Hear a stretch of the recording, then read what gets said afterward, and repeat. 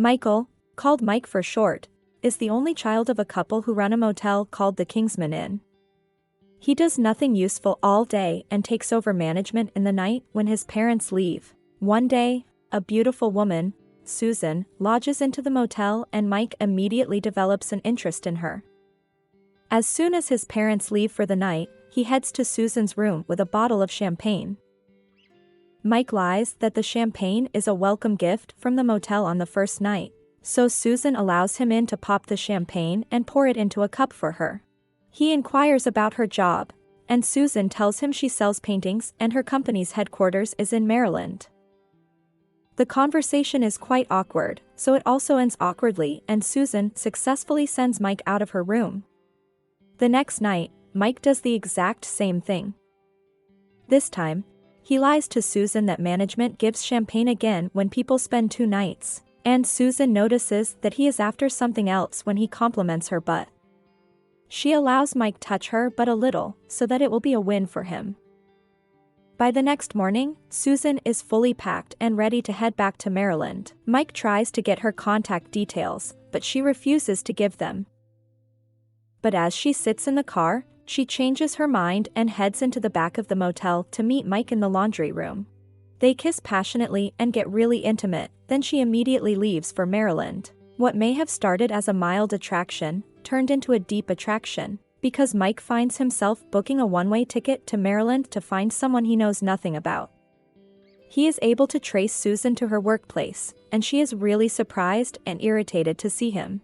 When Mike finds out she is going for a basketball game with friends, he offers to go with her and ends up joining the game. Again, he offers to help her sell the vouchers as she always did in the night. And when it gets late, they sleep in the same house, but not on the same bed. When Susan wakes up, she is shocked to find out that Mike didn't book a return ticket and wouldn't be leaving that day because he didn't have the money. She is pissed off, but Mike asks her to take the day off, so they can hang out a little bit, and he manages to convince her to do so. They play the entire day, take a walk, and Mike tells Susan he likes her because she has style and is beautiful on the inside. By that evening, his return bus ticket has been booked and sadly for him, he has to leave. They say their goodbyes with Mike asking if he will ever see her again. Back in the motel, Mike leaves her messages for days, but never gets any response, until Susan suddenly shows up one evening at the motel. She claims she has business in the area for a day and is lodging there. They go for yoga together and end up having dinner at a restaurant. Mike asks Susan if she has a boyfriend, what her dream job is, and if she would want kids. Susan has an ex-boyfriend named Django, who is a punk rock star, and they broke up when he moved to another place for a business purpose. She would love to run a state-of-the-art kitchen that has basketball and a suite, and would love to have kids. Mike then takes Susan to meet his mother, who is sick and dying. His mother likes Susan immediately, but is concerned about Mike, who has nothing to do for himself. The next morning, Susan packs out of the motel and tells Mike that they can't work it out. After that, he tries to convince her to stay. Shortly after Susan leaves, Mike's mother dies. When Mike and his father are spreading her ashes, Mike's father informs him that he wants to sell the motel. He also asks Mike to go and do whatever he wants to, and hands over a necklace Mike's mother wanted Mike to have. Mike pawns the necklace for $300, and heads to Maryland to look for Susan, but is surprised to hear she quit her job because her ex-boyfriend Django had come pleading for forgiveness with flowers. Django and Susan are now residing in Aberdeen, and Mike heads straight there to find her irrespective of the fact that she is back with her ex-boyfriend. He has nowhere to stay, so he sleeps in fields and pastes posters of a drawing of Susan, asking if anyone has seen her. Tired, he ends up in a restaurant and meets Al, the son of the owners of the restaurant, who is nice to him. Al offers him a job at the restaurant, and as they talk, Mike finds out that Al knows Django. So Al takes Mike to Django's residence, but they can't just go in because of the number of dogs Django has and the kind of person he is. Soon, Al comes up with a very crazy plan that Mike decides to go with. With the aid of an expert, Mike parachutes into the swimming pool of Django's apartment. Susan is surprised to see him, but Django fires at the intruder and Mike ends up in the hospital out of shock. When he wakes up at the hospital, he is happy to see Susan, who questions his presence in Aberdeen. He confesses his feelings for her, but Susan claims Django has changed. He even put her in charge of a part of his business. Out of guilt and as an act of apology, Django invites Mike to the house for dinner. Al accompanies Mike, and they talk about Django's work and Susan lies that Mike is a fellow painter.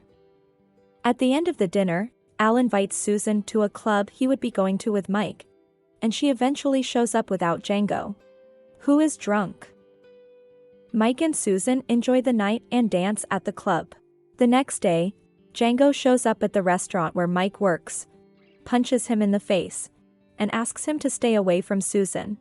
But Mike and Al head to Django's place and play a love song from downstairs, which only Susan hears because Django is on headphones. So he gets a surprise visit from Susan. Unfortunately, she gives him the worst news of his life.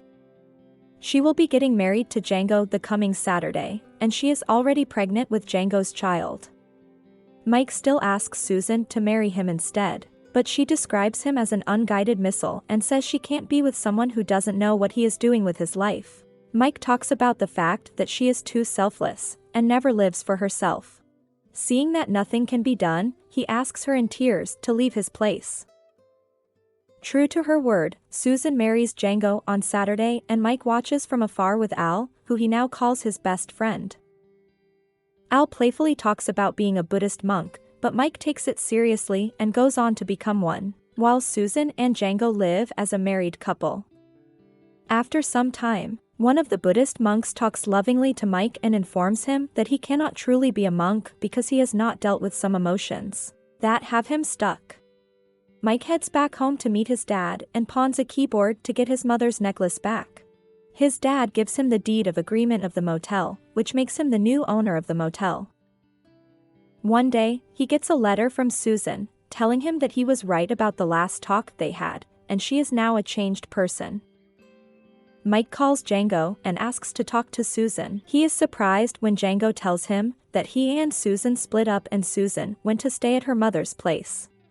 Mike heads there immediately to meet Susan, and she seems excited to see him. She apologizes because she messed up with him, but Mike still confesses his feelings for her. He shows her the deed for the motel and talks about his plans to turn it into a homeless shelter with a basketball area and a suite. Mike tells Susan he needs her help on it, and all he wants is to be with her. Thanks for watching. Check out this movie here. And don't forget to subscribe and to turn on the notification bell.